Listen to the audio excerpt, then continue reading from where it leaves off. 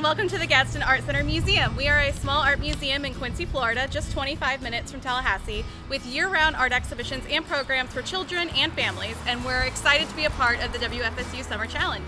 My name is Anissa Ford, and I'm the Education Director here at the museum, and I'm excited to share some art with you today by women artists in our collection. For all of 2021, we have been featuring 8 women artists in our second floor galleries in a range of styles. So let's go take a look. Follow me into the museum and upstairs, and we'll take a look at these artworks.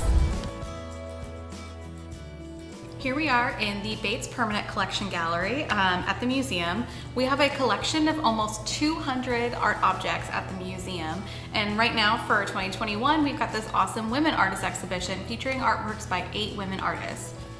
The artist I really want to focus on today is Beth Appleton. I've got her artworks right behind me here, and she is this wonderful artist who's from Florida, who her artwork is really closely tied to her home here in North Florida.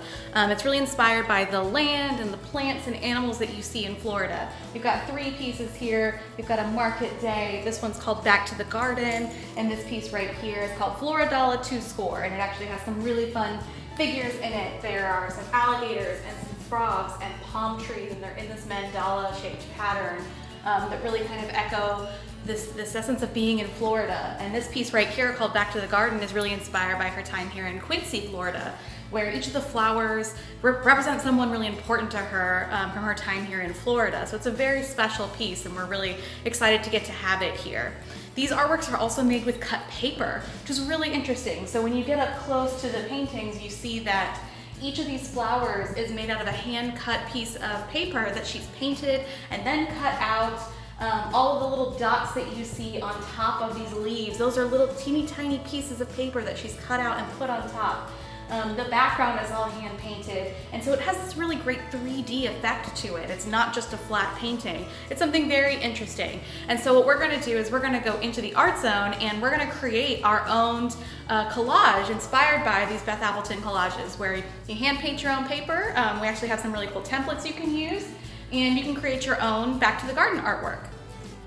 All right, so here I've got my paper, and I'm using watercolor to create a background. I'm doing kind of a sun pattern like Back to the Garden, and I want to make sure that I'm using a very wet brush so that way it spreads all across my paper, covers the whole background with paint.